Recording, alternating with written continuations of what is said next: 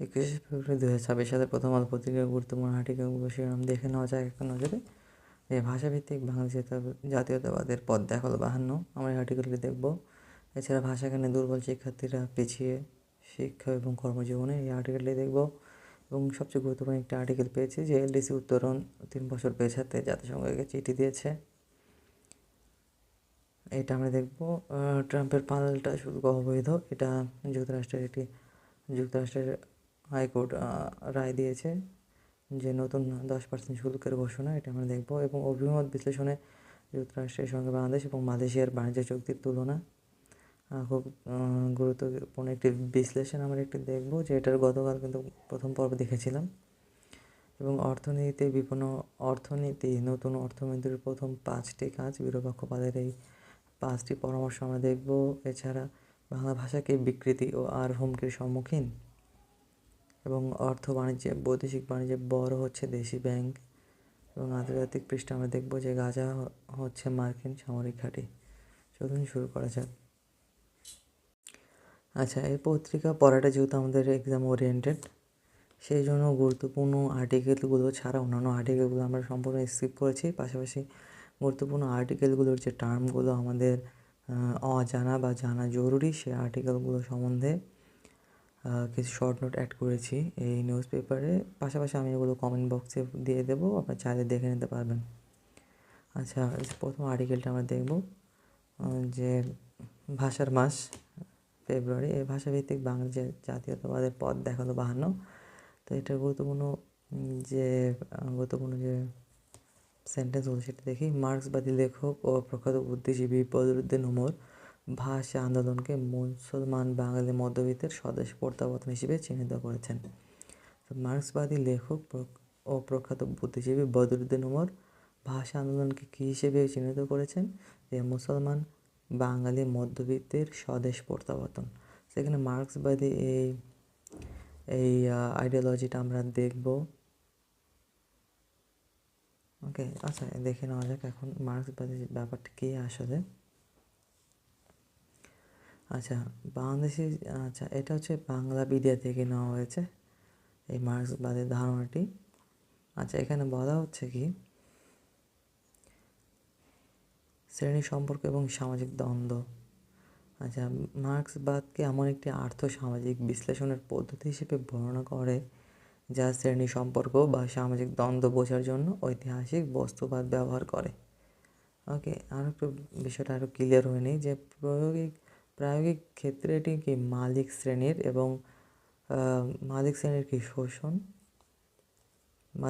শোষণ আর মজুরি ও দাসত্ব থেকে শ্রমিক শ্রেণীর মুক্তির একটি বৈজ্ঞানিক ও বৈপ্লবিক তত্ত্ব। এখানে মালিক শ্রেণীকে বলা হচ্ছে বুর্জোয়া এবং শ্রমিক শ্রেণীকে বলা হচ্ছে প্রলেতারিয়াত। তো এই দুইয়ের মুক্তির একটি বৈজ্ঞানিক এবং বৈপ্লবিক একটি তত্ত্ব। এবং অর্থনীতি ভিত্তিক মার্ক্সবাদ অনুযায়ী সমাজের অর্থনৈতিক কাঠামোই তার রাজনীতি, আইন এবং সংস্কৃতিকে নিয়ন্ত্রণ করে। এখন মার্ক্সবাদীদের মতে রাষ্ট্র ও আইন হলো মূলত শাসক শ্রেণীর কি হাতিয়ার, যা তারা নিজেদের অর্থনৈতিক, সামাজিক এবং আধিপত্য বজায় রাখতে ব্যবহার করে। সো মার্ক্সবাদীদের মতে রাষ্ট্র ও আইন হলো মূলত শাসক শ্রেণীর হাতিয়ার।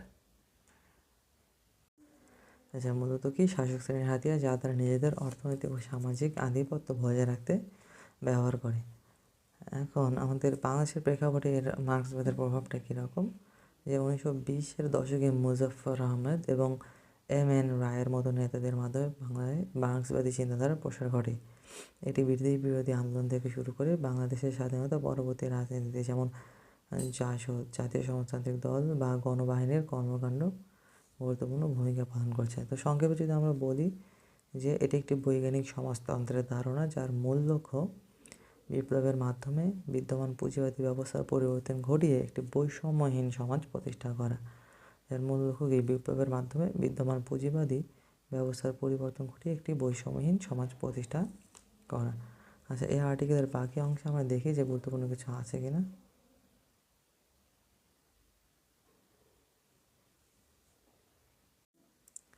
আচ্ছা, এখানে যে আর্টিকেলের অংশবিশেষ নেওয়া হয়েছে, কিন্তু মুসলমানদের স্বদেশ প্রত্যাবর্তন, বদরুদ্দীন উমাইরের প্রবন্ধ মুসলমানদের স্বদেশ প্রত্যাবর্তন থেকে। আচ্ছা, এখানে বলা হচ্ছে যে 1952 সালের 21শে ফেব্রুয়ারি ঢাকা মেডিকেল কলেজ প্রাঙ্গণে যে স্থানে শহীদদের রক্ত ঝরেছিল, ঠিক সেখানেই 23শে ফেব্রুয়ারি ছাত্ররা নির্মাণ করেন প্রথম শহীদ মিনার। আচ্ছা, প্রথম শহীদ মিনার নির্মিত হয় 23শে ফেব্রুয়ারিতে। আচ্ছা, পরবর্তীতে দেখি। আচ্ছা, এখানে একটা সমাজ ব্যবস্থার কথা বলা হচ্ছে যে প্রগতিশীল। আমরা প্রগতিশীল এই ব্যাপারটা দেখব। আচ্ছা, এছাড়া যুক্ত ফ্রন্টের যে 21 দফা, সেই 21 দফার প্রথম দফা বা দাবিটাই ছিল কিন্তু বাংলাকে অন্যতম রাষ্ট্র হিসেবে স্বীকৃতি দেওয়া।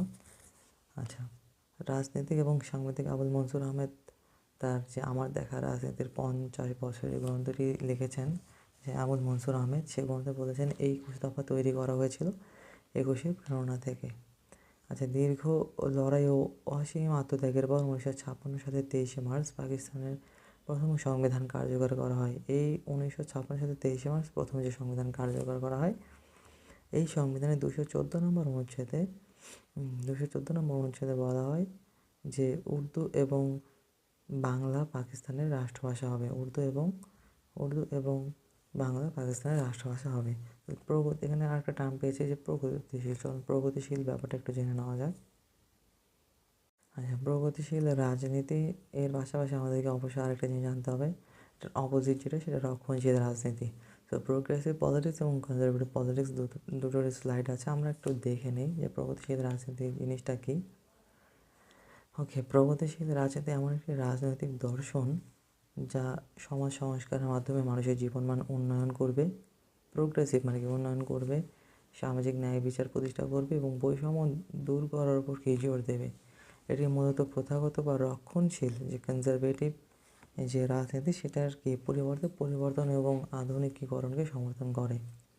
আচ্ছা, এর মূল বৈশিষ্ট্যগুলো কি? সামাজিক ন্যায় বিচার অন্তর্ভুক্তি থাকবে, বৈষম্য থাকবে না, সমাজে কোনো নাগরিক অধিকার থাকবে, সরকারের সক্রিয় ভূমিকা থাকবে, বিজ্ঞান এবং আধুনিকতায় কি তারা নির্ভরশীল বা বিশ্বাসী হবে, যে অন্ধবিশ্বাস বা কুসংস্কারের এখানে কোনো স্থান নেই যে প্রোগ্রেসিভ পলিটিক্সে বা প্রগতিশীল রাজনীতিতে। এবং বাংলাদেশের প্রেক্ষাপটে প্রগতিশীল রাজনীতি কেমন?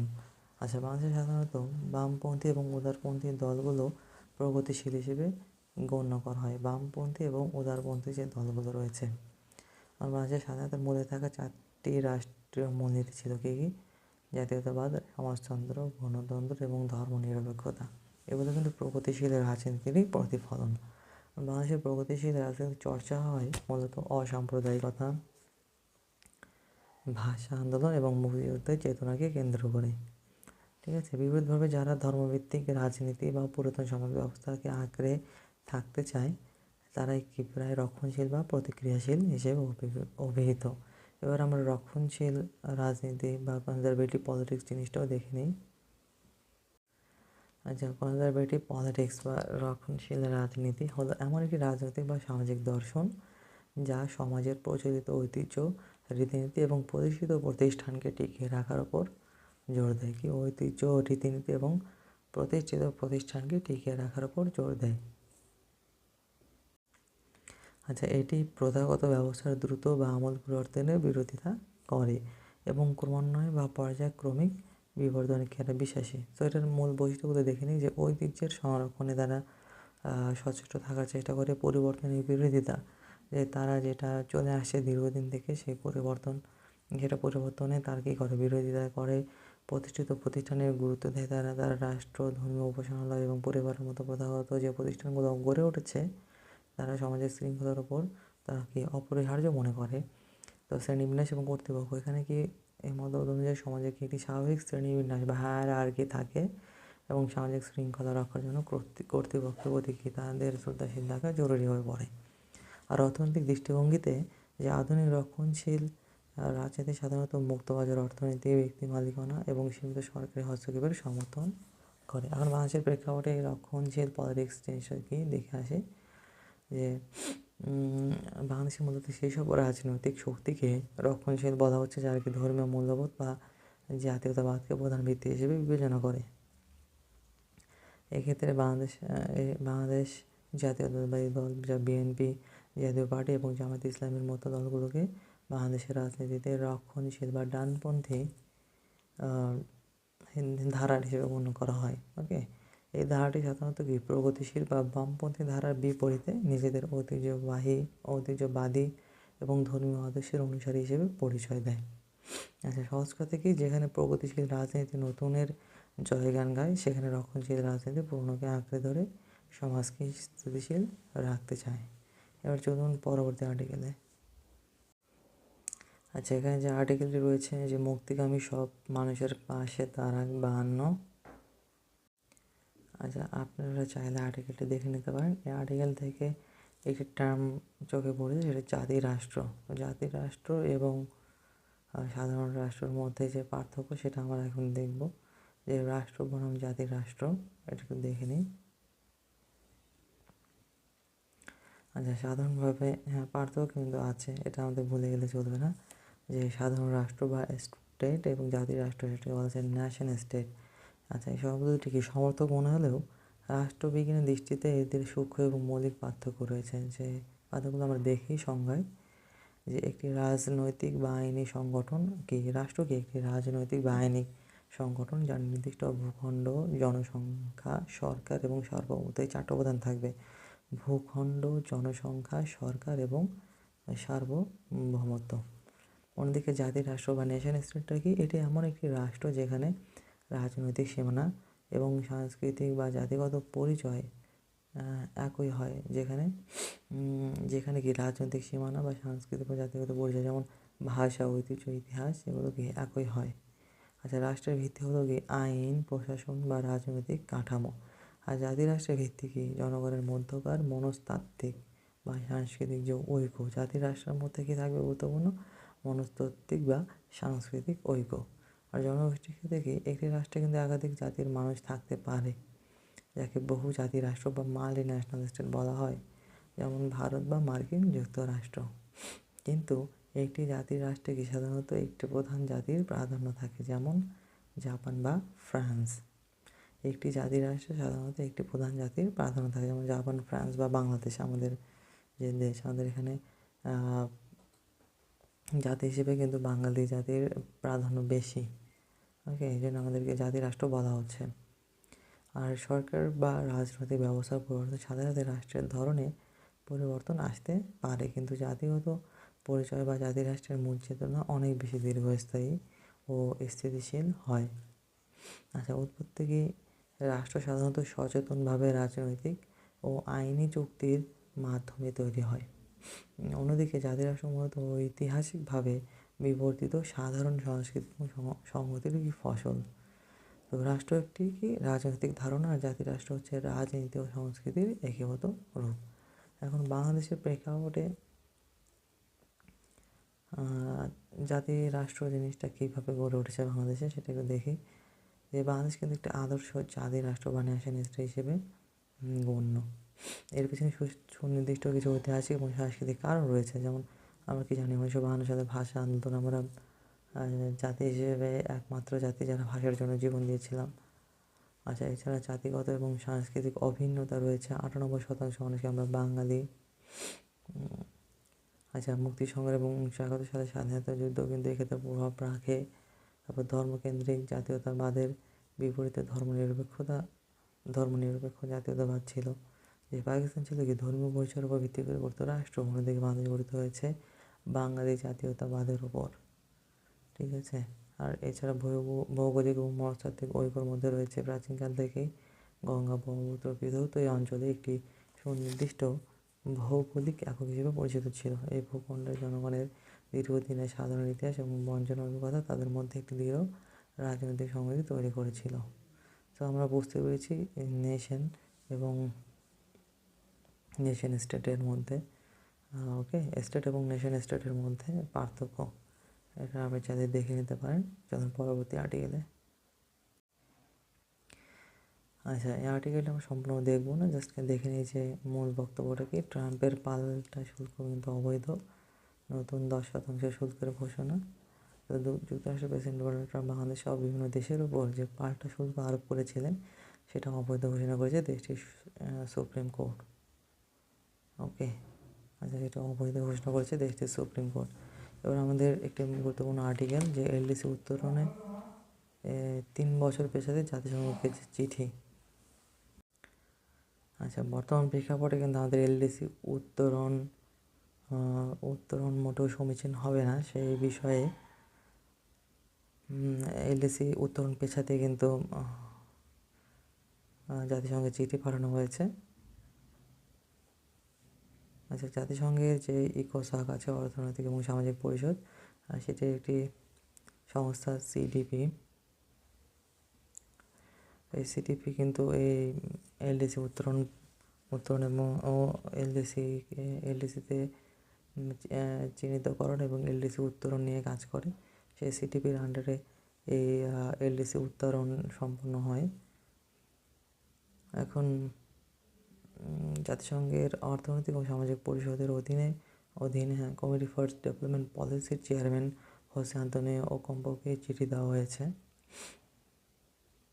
এখন সানেমের নির্বাহী পরিচালক ছিলেন রায়ান কি বলেছেন যে তিনি বলেন যে এলডিসি উত্তরণ পেছানোর সুযোগ পাওয়া গেলে সেই চেষ্টা কিন্তু করা উচিত।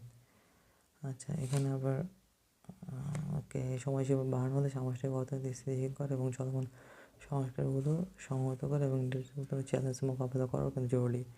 আচ্ছা, এখানে আমরা 2 পৃষ্ঠার কলাম 1 একটা আপনার চাইলে পড়ে নিতে পারেন। আমি কলাম 1 থেকে গুরুত্বপূর্ণ পয়েন্টগুলো এখানে চিহ্নিত করেছি। আমরা এক নজরে দেখে নিই যে সর্বপ্রথম বৈশ্বিক সংকটটা কীভাবে এলডিসি উত্তরণে আমাদের বাধা হয়ে দাঁড়াতে পারে। যে বৈশ্বিক সংকটের মধ্যে রয়েছে করোনা মহামারী, রাশিয়া ইউক্রেন যুদ্ধ, মধ্যপ্রাচ্যে অস্থিরতা রয়েছে, বৈশ্বিক অর্থনৈতিক পুনরুদ্ধার রয়েছে। বৈশ্বিক অর্থনৈতিক পুনরুদ্ধার কি ধীরগতির, বৈশ্বিক আর্থিক ব্যবস্থা কিন্তু কড়াকড়ি চলছে। বৈশ্বিক বাণিজ্য ব্যবস্থার কিন্তু ক্রমবর্ধমান অনিশ্চয়তা রয়েছে। সংকটগুলোর মধ্যে করোনা, রাশিয়া ইউক্রেন যুদ্ধ এবং মধ্যপ্রাচ্য অস্থিরতা এবং বৈশ্বিক যে অর্থনৈতিক ব্যবস্থা সেগুলো সব কিছু মিলিয়ে এলডিসি উত্তরণ এখন মোটেও সমীচীন হবে না। আর আমাদের দেশীয় সংকট কী চলছে বিদ্যমান সেটা একটু দেখি। আচ্ছা, দেশীয় সংকটগুলোর পেছনে মূল কারণগুলো সেটা আমরা দেখে নিই এক নজরে। যে আর্থিক খাতে অনিয়ম, রাজনৈতিক বড় পরিবর্তন রয়েছে এবং রোহিঙ্গা সংকট। এইগুলোর কারণে দেশে জিডিপি প্রবৃদ্ধি কিন্তু নিম্নগামী। আমরা যদি একটু খেয়াল করি বা পরিসংখ্যানটা খেয়াল করি তাহলে দেখতে পারবো যে 2023-24 অর্থ বছরে আমাদের জিডিপি প্রবৃদ্ধির হার ছিল 4.22%। সেটা 2024-25-এ 3.97% এবং 2025-26-এ এটা বা প্রাক্কলিত ধরা হয়েছে 4.8%। তো জিডিপি প্রবৃদ্ধি হার কিন্তু নিম্নগামী, যদিও এবার জিডিপি প্রবৃদ্ধি হার একটু উচ্চ ধরা হয়েছে, কিন্তু এটা পূরণ হবে কিনা এটা নিয়ে আমরা নিশ্চিত নই। আচ্ছা, এছাড়া বেসরকারি এবং সরকারি বিনিয়োগ হ্রাস হয়েছে, যেটার কারণে কর্মসংস্থান কম। দেশে কিন্তু এখন বেকারের সংখ্যা প্রায় 24-25 লাখ।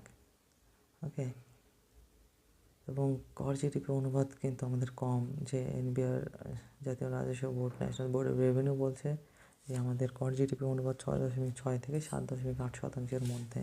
এই এত নিম্ন কর জিডিপি কিন্তু দেশের নিম্ন অর্থনৈতিক অবস্থাকে নির্দেশ করে। এছাড়া উচ্চ মূল্যস্ফীতি রয়েছে। জানুয়ারি মাসে সার্বিক মূল্যস্ফীতি বাংলাদেশ ব্যুরো অফ স্ট্যাটিস্টিক্সের অনুসারে 8.54, যেটা গত বছর নভেম্বর পর্যন্ত ছিল 8.48, সেটা এখন জানুয়ারিতে 8.58%। এছাড়া যে মূলধনী যন্ত্রপাতি এবং কাঁচামাল আমদানিগুলো কম।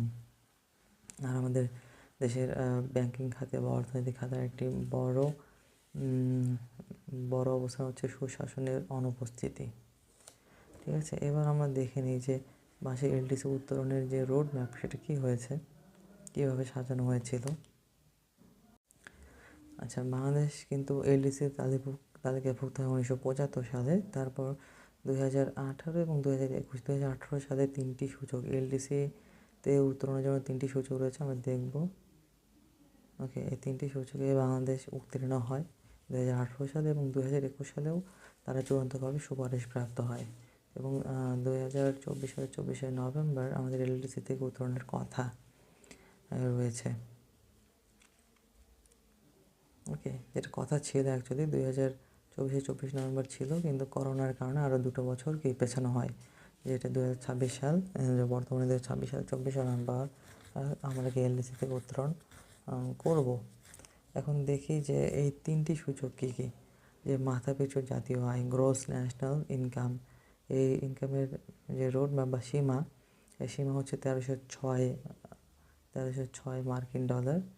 ওকে, 1306 মার্কিন ডলার। সেখানে আমরা 2021 সালে আমাদের মাথাপিছু আয় ছিল, জাতীয় মাথাপিছু আয় ছিল 1827 বা $1827, এবং 2024 সালে মাথাপিছু আয় ছিল $2820, 20 মার্কিন ডলার। আর মানব সম্পদ উন্নয়ন সূচক, যে হিউম্যান অ্যাসেট ইন্ডেক্স, এটাতে স্কোর থাকতে হয় 63 বা 66-এর ওপর, যেখানে আমাদের স্কোর ছিল 75.4।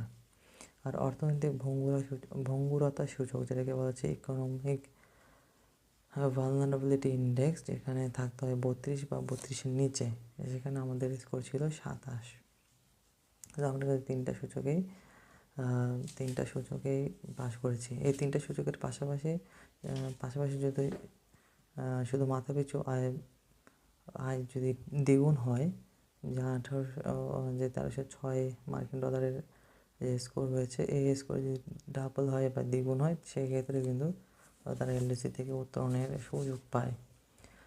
ওকে, আচ্ছা, এখন এলডিসি উত্তোলন পরবর্তী কিছু চ্যালেঞ্জও রয়েছে, সেটা আমরা দেখি।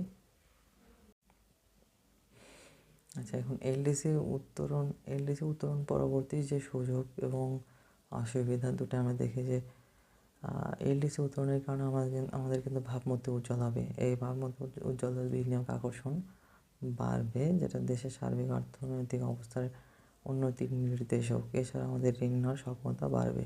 পাশাপাশি কিছু চ্যালেঞ্জ আমাদের ফেস করতে হবে, যেমন কি আরএমজি খাতে যে ইউরোপীয় ইউনিয়নের যে জিএসপি সুবিধা, সেটা গ্রহণের জটিলতা লাভ করব। যদিও পার্শিয়াল আমাদের 2029 সাল পর্যন্ত কিন্তু আমাদের ইউরোপীয় জিএসপি সুবিধা আমরা লাভ করব। এছাড়া সহজ শর্তের লোন পেতে বা ঋণ পেতে আমাদের জটিলতা দেখা দেবে। জাতিসংঘের চাঁদার পরিমাণ বৃদ্ধি পাবে। এছাড়া অর্থনৈতিক সংস্থা ও উন্নত দেশগুলোর দেওয়া বৃত্তির সংখ্যা কমবে। ওকে, রপ্তানিতে নগদ সহায়তা এবং ভৌতুকি দেওয়া কিন্তু আমাদের কঠিন হয়ে যাবে এলডিসির পরবর্তী সময়গুলোতে। আচ্ছা, এতে কি যুক্তরাষ্ট্রের পাল্টা শুল্ক আরও এতে কাটাঘাই নুনের ছিটার মতো একটা পদক্ষেপ। আচ্ছা, দ্বিপক্ষীয় বাণিজ্য চুক্তির পরিবর্তন। ওকে, প্রতিযোগী দেশগুলোর নতুন মুক্ত বাণিজ্য চুক্তি। সো এলডিসি উত্তোলন যদি হয়ে যায় এবছর, আচ্ছা, এর পাশাপাশি আমাদেরকে কী করতে হবে, যে আমাদের দ্বিপক্ষীয় যে বাণিজ্য চুক্তিগুলো রয়েছে, এগুলো সম্পন্ন করতে হবে বিভিন্ন দেশের সাথে, যাতে এলডিসি উত্তোলন পরবর্তী যে সময়গুলো, সেটা আমরা যাতে মোকাবেলা করতে পারি।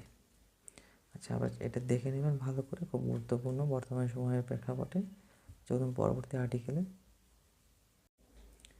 আচ্ছা, যে অভিমত বিশ্লেষণে যুক্তরাষ্ট্রের সাথে বাংলাদেশ ও মালয়েশিয়ার বাণিজ্য চুক্তির যে তুলনা, বাংলাদেশ এবং মালয়েশিয়ার বাণিজ্য চুক্তির তুলনাটা দ্বিতীয় পর্ব। যে অন্তর্বর্তীকালীন সরকার নির্বাচনের 2-3 দিন আগে 9 ফেব্রুয়ারি যুক্তরাষ্ট্রের সাথে যে ক্লোজ ডোর বাণিজ্য চুক্তি করেছে, সেটাই আদৌ বাংলাদেশের জন্য ফলপ্রসূ কিনা, সেটা নিয়ে কিন্তু প্রথম পর্ব আলোচনা করা হয়েছে। আর দ্বিতীয় পর্বে দেখানো হচ্ছে যে মালয়েশিয়া এবং বাংলাদেশের, যুক্তরাষ্ট্র কিন্তু বাংলাদেশের মতো মালয়েশিয়ার সাথে একই রকম একটি বাণিজ্য চুক্তি করেছে, ট্রেড ট্রিটি। এই ট্রিটিতে মালয়েশিয়া এবং বাংলাদেশ কার অবস্থান কেমন, এটা একটু দেখে নেওয়া যাক। আচ্ছা, আপনারা জানার সুবিধার্থে আপনারা পুরোটাই পড়বেন। আমি শুধু যেগুলো মন্তব্য পড়লে আমরা মোটামুটি আইডিয়া পাবো যে কী হচ্ছে এখানে। তো এখানে বলা হচ্ছে যে কর সুবিধা বিষয়ক অভিযোগের ক্ষেত্রে মালয়েশিয়ার ক্ষেত্রে ডাব্লিউটিওর কাছে অভিযোগ না জানানোর শর্তটি যুক্তরাষ্ট্র এবং মালয়েশিয়া উভয় দেশের জন্য প্রযোজ্য। ওকে, কিন্তু বাংলাদেশের ক্ষেত্রে এটি একতরফা, অর্থাৎ বাংলাদেশকে বলছে যে আমরা ডাব্লিউটিওর কাছে কোনো প্রকার অভিযোগ দিতে পারবো না। কিন্তু মালয়েশিয়া এবং যুক্তরাষ্ট্র তারা একে অপরের বিপক্ষে ডাব্লিউটিওর কাছে অভিযোগ দিতে পারবে। তাহলে অবশ্যই তাদেরকে আমাদের জন্য কি সুবিধাজনক না, বা আমরা সে অবস্থায় নিজেকে নিয়ে যেতে পারিনি। আচ্ছা, ডিজিটাল বাণিজ্য চুক্তির ক্ষেত্রে বাংলাদেশ কার্যত যুক্তরাষ্ট্রকে চুক্তি বাতিল করার ক্ষমতা দিয়েছে। ওকে, কিন্তু মালয়েশিয়া শুধু আলোচনা করার প্রতিশ্রুতি দিয়েছে, ফলে মালয়েশিয়া নিজের পররাষ্ট্র বাণিজ্য নীতির স্বাধীনতা বেশি ধরে রেখেছে। যে আমরা কিন্তু যুক্তরাষ্ট্রের উপর ছেড়ে দিচ্ছি, যে আপনারা চাইলে বাতিল করতে পারবেন, কিন্তু মালয়েশিয়া এক্ষেত্রে কি তারা আলোচনা করতে পারে, নিজেদের মধ্যে আলোচনা করে যে কোনো কিছু মডিফাই করা দরকার পড়লে অথবা বাতিলও করা দরকার পড়লে একে অপরের পরামর্শে তারা করতে পারে। আর ডিজিটাল কন্টেন্টের শুল্কের ক্ষেত্রে যে মালয়েশিয়া ভবিষ্যতে ডিজিটাল কন্টেন্ট থেকে রাজস্ব সংগ্রহের সুযোগ রেখে দিয়েছে, বাংলাদেশের কিন্তু সেই সুযোগ নেই। ওকে, এছাড়া যুক্তরাষ্ট্রের বাণিজ্যের নিষেধাজ্ঞা অনুসরণ করার ক্ষেত্রে কী বলছে, যে বাংলাদেশ বাধ্যতামূলকভাবে যুক্তরাষ্ট্রের সিদ্ধান্ত অনুসরণ করার অঙ্গীকার করলেও মালয়েশিয়া এরকম একতরফা কোনো অঙ্গীকার করেনি। ওকে, আচ্ছা, বিদ্যমান অধিকারী স্বীকৃতির ক্ষেত্রে বলছে যে বিশ্ব বাণিজ্য সংস্থার সদস্য রাষ্ট্র হিসেবে অধিকারগুলোর স্বীকৃতি আদায়ের মাধ্যমে মালয়েশিয়া যুক্তরাষ্ট্রের অন্যায্য শর্ত মোকাবেলার পথ খোলা রেখেছে। দেখি, বিশ্ব বাণিজ্য সংস্থার সদস্য রাষ্ট্র হিসেবে অধিকারগুলোর স্বীকৃতি আদায়ের মাধ্যমে মালয়েশিয়া যুক্তরাষ্ট্রের অন্যায্য শর্ত মোকাবেলার পথ খোলা রেখেছে।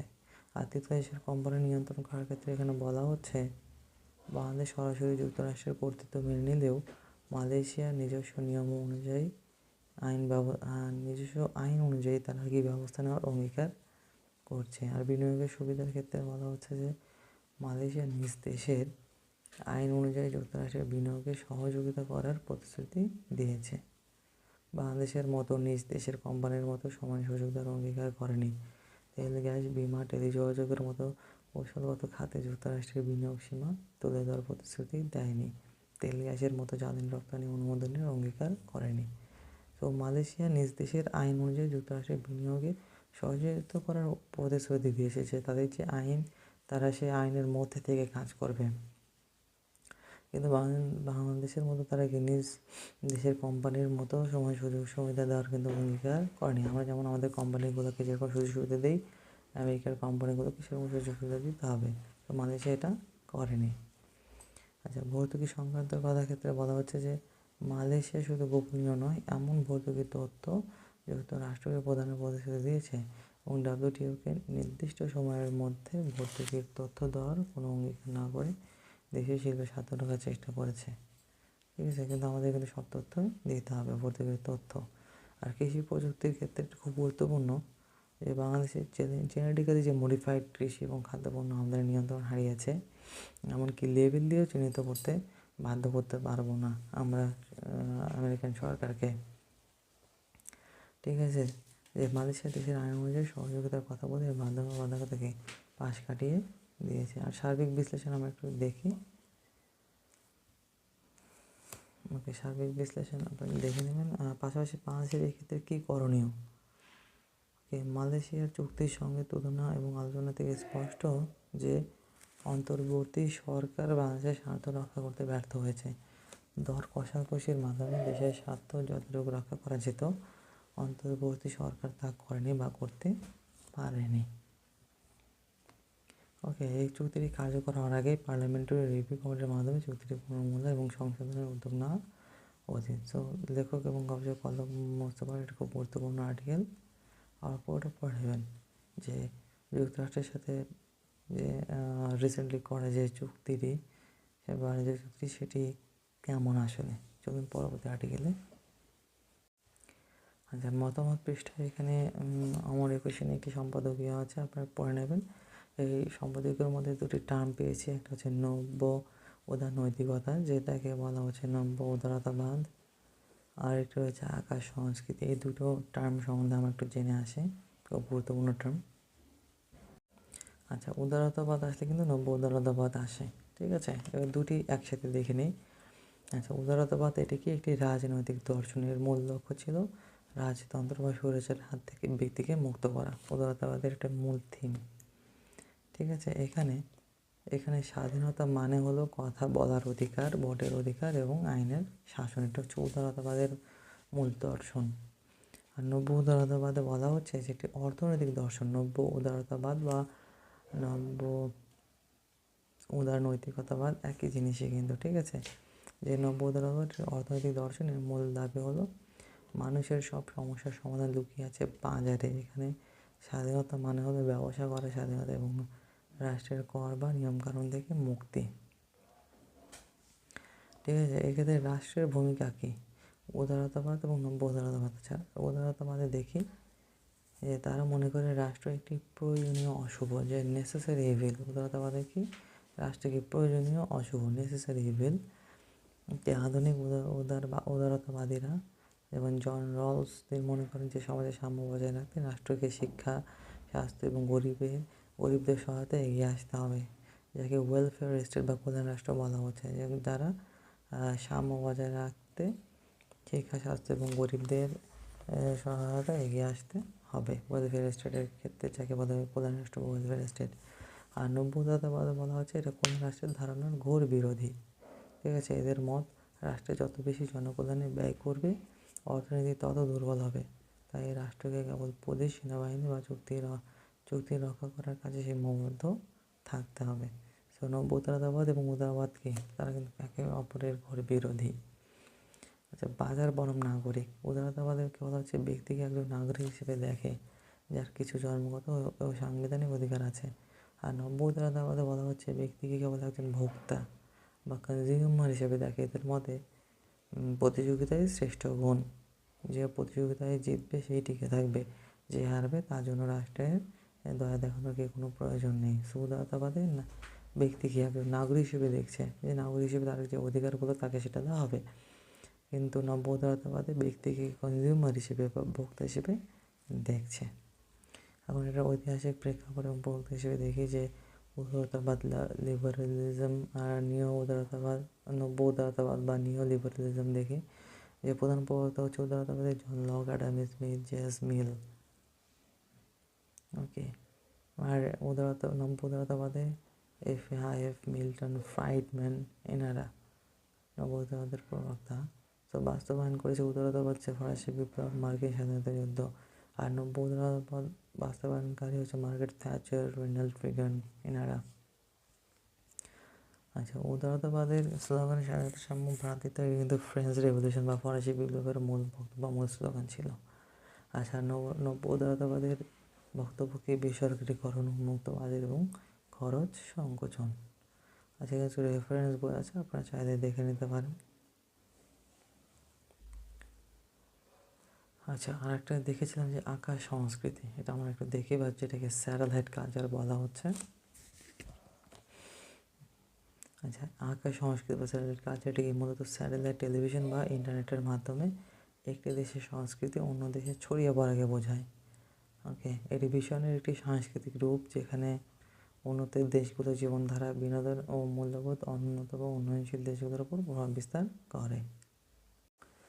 আচ্ছা, তো এটার প্রেক্ষাপটে দেখি যে সাংস্কৃতিক সাম্রাজ্যবাদ, কালচারাল, যেটাকে বলা হচ্ছে কালচারাল ইম্পেরিয়ালিজম, যে অনেক সমাজবিজ্ঞানী মনে করেন আকাশ সংস্কৃতির মাধ্যমে শক্তিশালী দেশগুলো তাদের ভাষা, পোশাক এবং খাদ্যাভ্যাস বিশ্বব্যাপী চাপিয়ে দেয়, যা স্থানীয় সংস্কৃতির হুমকির মুখে ফেলে। ঠিক আছে, সীমাহীন যে বিনোদন, এর ফলে মানুষ ঘরে বসে বৈশ্বিক সিনেমা, খবর, জীবনধারা দেখার সুযোগ পায়, যা মানুষের দৃষ্টিভঙ্গি প্রসারিত করে। আর সাংস্কৃতিক সংস্করণ, ওকে, কালচারাল হাইব্রিডাইজেশন, যেটাকে বলা হচ্ছে যে স্থানীয় সংস্কৃতির সাথে বৈশ্বিক সংস্কৃতির সংমিশ্রণ ঘটে এক ধরনের সংস্কৃতির জন্ম হয়। এখন বাংলাদেশে আকাশ সংস্কৃতির প্রভাবটা কিন্তু ব্যাপক, শুধু বাংলাদেশ না, যে কোনো দেশে, আশেপাশে সব দেশে যেগুলোতে ইন্টারনেট, স্যাটেলাইট বা টেলিভিশন রয়েছে সে সকল দেখে আকাশ সংস্কৃতির একটা প্রভাব রয়েছে।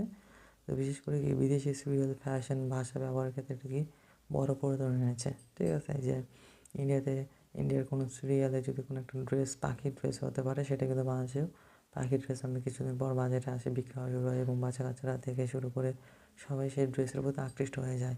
এটি কিন্তু আকাশ সংস্কৃতির একটা প্রভাব। ইমিডিয়েট অ্যাকশন, ইতিবাচক দিক হলো তথ্য প্রযুক্তির অগ্রগতি, কিন্তু নেতিবাচক দিক হলো তরুণ প্রজন্মের মধ্যে দেশীয় ঐতিহ্যের প্রতি কি অনীহা হতে দেখা, তারা কিন্তু দেশীয় জিনিসপত্র বাদ দিয়ে বিদেশি জিনিসপত্রের প্রতি আকৃষ্ট হচ্ছে। তো আকাশ সংস্কৃতির মূল দিকগুলো হচ্ছে সাংস্কৃতিক সাম্রাজ্যবাদ, কালচারাল ইম্পেরিয়ালিজম, সীমাহীন বিনোদন থাকবে, ওকে,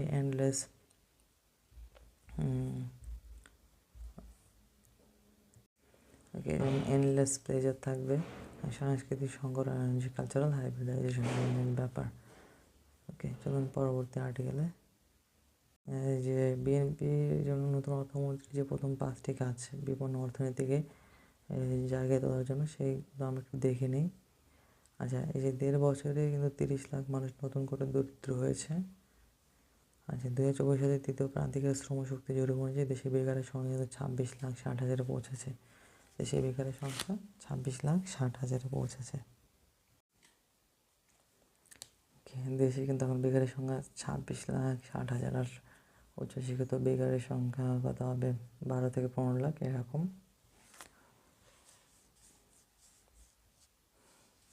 আচ্ছা, এখানে বলছে যে ভাতা কোনো দীর্ঘমেয়াদী সমাধান নয়, কিন্তু জরুরি অবস্থায় কিন্তু অনেকটা ত্রাণ সামগ্রীর মতো ভাতা দিতে হয়। ঠিক আছে, যে অরক্ষিত জনগোষ্ঠীর ন্যূনতম খাদ্য সংস্থান এবং নতুন করে কাজ হারানো মানুষদের জন্য কিঞ্চিৎ ভাতা ব্যবস্থা হবে মানবিক এবং ন্যায্যতার দৃষ্টিতে নতুন অর্থমন্ত্রীর প্রথম করণীয়। ঠিক আছে, যে ভাতার ব্যবস্থা একটা ইমিডিয়েট একটা অ্যাকশন। আচ্ছা, দ্বিতীয় করণীয় হবে রাজস্ব বাড়ানোর সর্বাত্মক কর্মসূচি নেওয়া। ওকে, যে রাজস্ব বাড়াতে হবে, আমাদের ট্যাক্স জিডিপি রেশিও অনেক কম, সেটা বাড়াতে হবে। তৃতীয়ত দেখা যাচ্ছে যে বাংলাদেশ ব্যাংকে স্বায়ত্তশাসন দিতে হবে। বাংলাদেশ ব্যাংকে স্বায়ত্তশাসন দিলে এই বাংলাদেশ ব্যাংক স্বাধীনভাবে কাজ করতে পারলে দেশের অর্থনৈতিক অগ্রগতি হবে। আচ্ছা, তার পরবর্তীতে বলা হচ্ছে বিরোধীরা বলছেন যে চতুর্থ করণীয় হবে পুঁজিবাজারের পুনরুদ্ধারের জন্য একটি কমিশন গঠন করা। ওকে, পুঁজিবাজারের পুনরুদ্ধারের জন্য একটি কমিশন গঠন করতে হবে। তো খেলাপি ঋণের কিন্তু মোট ঋণের কি 40% কিন্তু খেলাপি। তো এই দুর্ভোগের মূল কারণ হচ্ছে শিল্পপতি এবং বণিকদের পুঁজি বিকাশে বড় ঋণের উপস্থিতি। ঠিক আছে, এর মধ্যে রয়েছে একটি দুর্বল পুঁজিবাজার। তো পুঁজিবাজারের জন্য কী করতে হবে? পুঁজিবাজারের পুনরুদ্ধারের জন্য একটি কমিশন গঠন করতে হবে। আর পঞ্চম করণীয় বলছেন যে উন্মাতাল সরকারি ঋণের লাগাম টেনে ধরা, যে এত বেশি ঋণ নেওয়া যাবে না। ঠিক আছে, আমাদের ধার করে ভালো মন্দ খাওয়ার দরকার নেই, যেটুকু আছে সেটা দিয়ে আমরা কাজে লাগাতে চেষ্টা করবো, দেশের অর্থনীতিকে ঘুরে দাঁড়ানোর চেষ্টা করব, সফল করার চেষ্টা করব। ঠিক আছে, এছাড়াও একই সাথে রয়েছে মূল্যস্ফীতি কমানোর কাছে কিন্তু আমাদের নিশ্চিত করতে হবে। এখন জানুয়ারি মাসের মূল্যস্ফীতি 8.58%, যেটা গত বছর ছিল 8.48%। ওকে, এখন কেন্দ্রীয় ব্যাংক উচ্চ সুদ হার কিন্তু বেশি দিন বজায় রাখতে পারবে না। আপনারা পুরো আর্টিকেলটি পড়ে নেবেন। পরবর্তী যে আর্টিকেলটি বলা হচ্ছে বাংলা ভাষাকে বিকৃতি ও হুমকির সম্মুখীন, ঢাকা বিশ্ববিদ্যালয়ের অধ্যাপক তারিক মঞ্জুর স্যারের লেখা। আচ্ছা, এখানে এটা পড়ে নেবেন, খুব গুরুত্বপূর্ণ একটা আর্টিকেল। আচ্ছা, মূল বক্তব্য আমরা দেখি যে কী বলা হচ্ছে। প্রযুক্তিতে বাংলা অক্ষর যুক্ত হতে বিলম্ব হয়, এখনও অনেক ইংরেজি হরফে বাংলা লেখেন। পরিভাষা উন্নয়নের ঘাটতিতেও যন্ত্রের নির্দেশিকায় ইংরেজির আধিপত্য বজায় রয়েছে। বাংলা ভাষাকে আন্তর্জাতিক করতে হলে প্রযুক্তিগত সক্ষমতা বাড়ানোই আমাদের মুখ্য কাজ। আচ্ছা, চলুন পরবর্তী আর্টিকেলে। আচ্ছা, অর্থ বাণিজ্যের এই আর্টিকেলটি বৈদেশিক বাণিজ্যে বড় হচ্ছে কিন্তু দেশি ব্যাংক।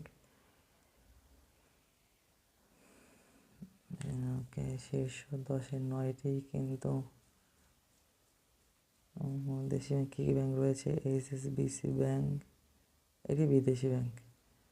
ওকে, এটি বিদেশি, বাকিগুলো দেশি। City bank, Pubali, standard, Shahjalal, UCB, BRAC bank, eastern bank, Islamic bank, south east bank.